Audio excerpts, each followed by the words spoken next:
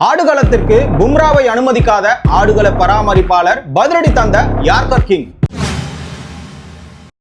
கிரிக்கெட்டினுடைய மெக்காவான Lord's கிரவுண்ட்ல சச்சினுக்கு கிடைத்த 2 கௌரவம்.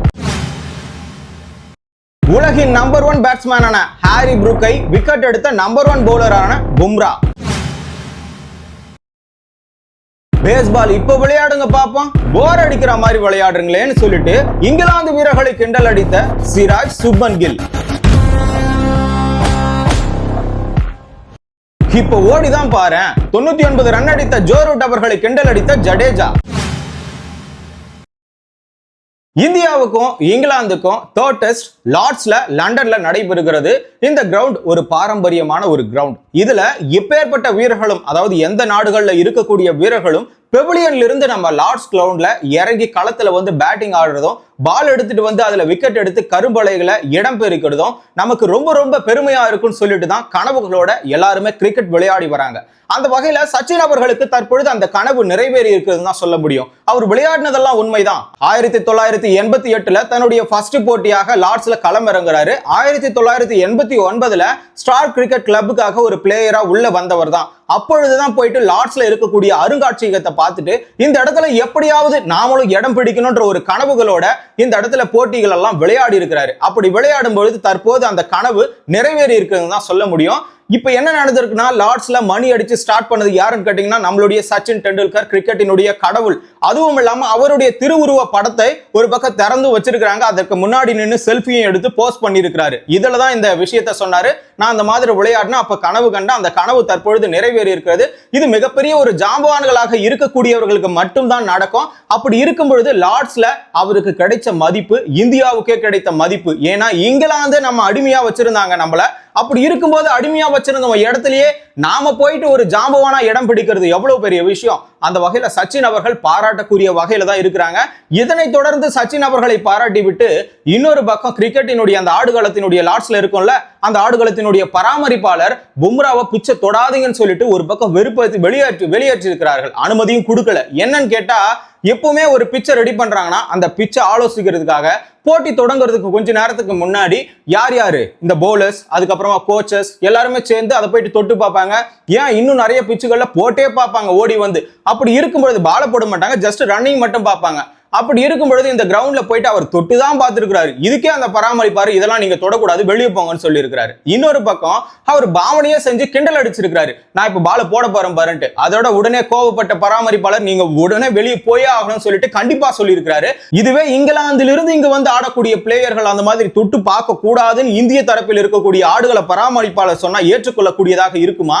இல்ல நீங்க போட்டுதான் பார்க்க கூடாதுன்னு சொன்னா அதை ஏற்றுக்கொள்ளக்கூடியதாக இருக்குமா? ஆனா இந்த இடத்துல போட்டு பார்க்க கூடாதுதான். ஐசிசி விதிப்படி ஆடுகளத்தை சேதமடைகிற அளவுக்கு நீங்க எதையுமே செய்யக்கூடாது. ஆனா தொட்டு பார்க்கறதுனால அந்த ஆடுகளம் சேதம் அடைஞ்சிடாது. ஆனா பும்ராவை இந்த இடத்துல அனுமதிக்கலனா கூட அவருடைய யார்கர் மூலமாக அந்த பிச்சை சோதிச்சு பார்ப்பாரு. அந்த வகையில் தான் ஹாரி புரூக்கினுடைய விக்கெட்டை இந்த டே 1ல எடுத்திருக்கிறாருன்னு கூட சொல்ல முடியும். ஆனா இங்க டாஸை போட்ட உடனே டாஸை ஜெயிச்சது யாருன்னு பாத்தீங்கன்னா பென் ஸ்டோக்ஸ் தான். இங்கிலாந்து டாஸை ஜெயிச்சு சூஸ் பண்ணது என்னமோ பேட்டிங். என்னடா இவங்க தொடர்ந்து 2 முறை போலிங்கை சூஸ் பண்ணிட்டு தற்பொழுது பேட்டிங்கை சூஸ் பண்ணிருக்காங்கன்னா, 2வது டெஸ்ட் போட்டியில இந்தியா அடிச்ச அடி அந்த மாதிரி 336 ரன்கள் வித்தியாசத்துல ஜெயிச்சிட்டு இருக்காங்க.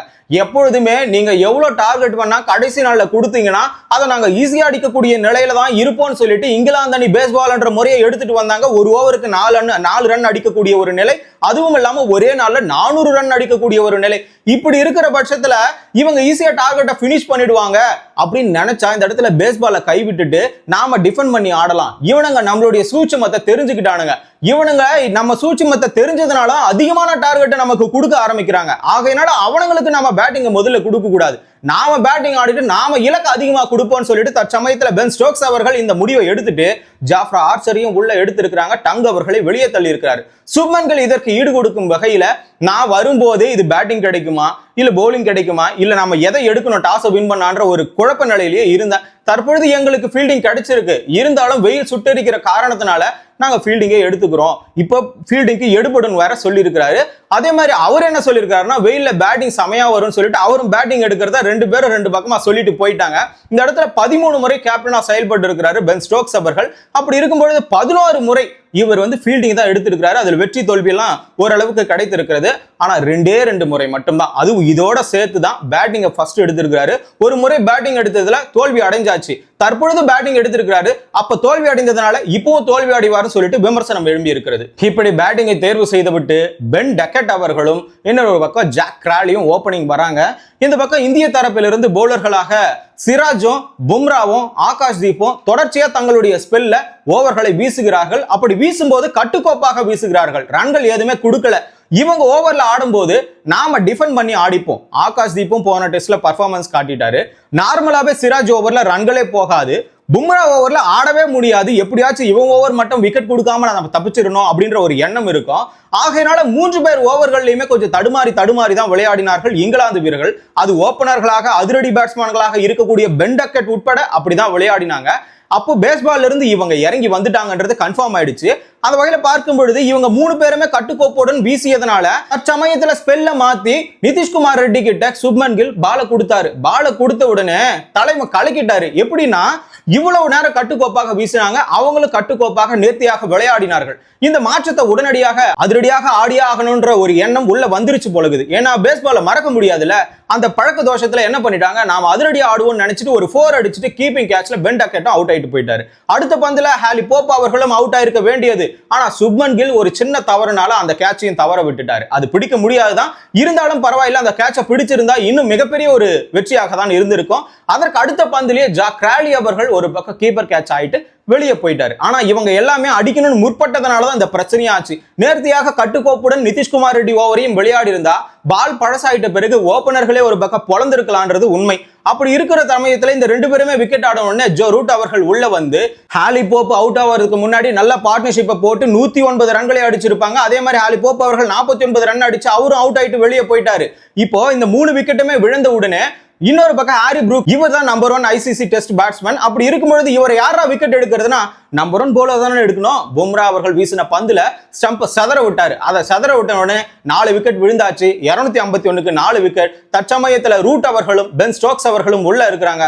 ஸ்டோக்ஸ் அவர்கள் 39 ரன்களுடன், ரூட் அவர்கள் 99 ரன்களுடன் உள்ள இருக்கிறாரு. இதுல 32வது ஓவர்ல என்ன நடந்துச்சுன்னா, ரிஷப் பண்ட்டுக்கு கையில இருக்கக்கூடிய நகம், ஆள்காட்டி விரலுடைய லெஃப்ட் ஹேண்ட்ல ஆள்காட்டி விரலுடைய நகம் வந்து கழண்டுக்குச்சு. இப்படி கழண்டுகின்றதுனால இவரால் பேட்டிங் விளையாட முடியுமா? பொறுப்படுத்தி விளையாடலாம், ஆனா விளையாட முடியாதுன்னு சொல்லியிருக்காரு நாசர் ஹுசேன். இதன் மூலமாக இவர் பேட்டிங்கும் 2 இன்னிங்ஸ்ல விளையாடணும், ஃபீல்டிங்கும் 2 இன்னிங்ஸ்ல பண்ணணும். இது ஏற்றுக்கொள்ள முடியாததாக இருக்கும். ஐசிசி விதியில இன்னொரு ஏற்பாடு இருக்கு. இதற்கு பதிலாக த்ரூ ஜுரல் விளையாடலாம். தற்பொழுது த்ரூ ஜுரல் தான் ஒரு பக்கம் கீப்பரா செயல்படுகிறாரு. ஆக என்ன காரணத்தினால இந்த போட்டி முழுக்க இங்க த்ரூ ஜுரல் தான் செயல்படுவார் அப்படின்னு சொல்லிட்டு ஹுசைன் சொல்லியிருக்கிறாரு. ஆனா இன்னும் பிசிசிஐ தரப்பில் இருந்து எந்த ஒரு தகவலும் வெளிவரவில்லை. அப்படி இருக்கும் பொழுது இந்த போட்டியில ரிஷப் பண்ட் விளையாடலாம், அந்த இடத்தை பூர்த்தி செய்யற அளவுக்கு த்ரூ ஜுரல் விளையாடுவாரனா கண்டிப்பா சந்தேகம் தான். இவர் அளவுக்கு அதிரடியாக அவரால் விளையாட முடியாது, ஆனா நேர்த்தியாக விளையாட முடியும். பாதுகாத்து தன்னுடைய விக்கெட்டை டீமுக்கோசம் விளையாட முடியும். அப்படி இருக்கும்போது த்ரூ ஜுரலும் இந்த இடத்துல பக்கா பேக்கப்பாக தான் இருப்பாரு இந்திய அணிக்கு. இறுதியாக என்ன நடந்ததுன்னா 99 ரன்கள் இருக்கும் பொழுது அந்த பாலை அடிச்ச உடனே 2 ரன் ஓட வேண்டிய ஒரு சிச்சுவேஷன் வந்தது. ஆனா 2 ரன் ஓட முடியல ரூட்டால. அந்த நேரத்துல பாலை உருட்டி விட்டு இப்ப ஓடு பார்க்கலாம், நீங்க ஓடுனீங்கன்னா கண்டிப்பா எடுத்து அடிப்பனான்ற மாதிரி தான் ஜடேஜா அவர்களும் ஃபீல்டிங்ல செய்திருந்தார். இதை பார்த்த ரூட் அவர்களும் சிரித்துக் கொண்டே, இன்னொரு பக்கம் ஸ்டோக்ஸ் அவர்கள் இந்த விக்கெட் மட்டும் வேண்டாம், இந்த ரன்னே தேவையில்லை, நீங்க விக்கெட் எனக்கு வேணும், அதுவும் இல்லாம ரன் அதிகமா அடிக்கணும், நீங்க அவுட் ஆக வேணாம்னு சொல்லிட்டு அந்த ரன்னையே நிறுத்திட்டாரு. கடைசியில் இன்னிங்ஸே முடிந்து அந்த டேவும் முடிஞ்சு 83 ஓவருக்கு 251க்கு 4 விக்கெட்டை இழந்து பும்ரா அவர்கள் 1 விக்கெட்டும், ஜடேஜா அவர்கள் 1 விக்கெட்டும், நிதிஷ்குமார் ரெட்டி அவர்கள் 2 விக்கெட்டும் எடுத்திருந்தார்கள். இறுதியாக இங்கிலாந்து வீரர்களை இந்திய வீரர்கள் கிண்டல் அடிச்சிருக்காங்க. அதுலயும் சிராஜ் அவர்கள், சுப்மன் கில் அவர்கள் தான். சிராஜ் அவர்கள் என்ன சொல்லி இருக்கிறாருன்னா, பேஸ்பால் நீங்களே எங்க அந்த பேஸ்பால், இதை அடிச்சு காட்டுங்க. இன்னொரு பக்கம் சுப்மன் கில் என்ன சொல்லி இருக்கிறாருன்னா, பொழுதுபோக்கான ஒரு ஆட்டத்தை மாற்றி விட்டு இப்ப போர் அடிக்கிற மாதிரி ஆட்டத்தை ஆடுறீங்களேன்னு சொல்லிட்டு அவங்க காதுக்கு கேட்கிற மாதிரி 2 பேரும் சேர்ந்து கிண்டல் அடிச்சிருக்காங்க. இதுவே மிகப்பெரிய ஒரு வெற்றி தான். இங்க எல்லார்கிட்டையுமே பேஸ்பால் விளையாடக்கூடிய இங்கிலாந்து அணி 2 ஆட்டத்துல, அது சொல்லவே முடியாது, செகண்ட் டெஸ்ட்ல மட்டுமே தங்களுடைய இந்திய அணியினுடைய ஆட்டத்தை பார்த்து விட்டு மிரண்டு போய் இங்க பேஸ்பால் என்ற ஆட்டத்தையே மாற்றி பேட்டிங் பிச்சிலேயே டிஃபென்ஸ் பண்ணி ஆடுறாங்களே இங்கிலாந்து அணி, இதுதான் இந்திய அணிக்கு கிடைத்த முதல் வெற்றி. இந்த வெற்றியே போதும். இதுக்கு மேல இங்கிலாந்தே இந்த அளவுக்கு பேட்டிங் ஆடுறாங்கன்னா இந்தியா அந்த இடத்துல எப்படி ஆடும்? அதுவும் இல்லாம அது பேட்டிங் பிச்சு. ஜாஃப்ரா ஆர்ச்சர் மட்டும் தான் எக்ஸ்ட்ராவா இருக்கிறாரு. 4 வருஷம் கழிச்சு தான் உள்ள வந்திருக்கிறாரு. ஆகையான காரணத்தினால அவராலையும் பால் அந்த அளவுக்கு எல்லாம் வீச முடியாதுன்ற ஒரு கணிப்பும் இருக்கிறது.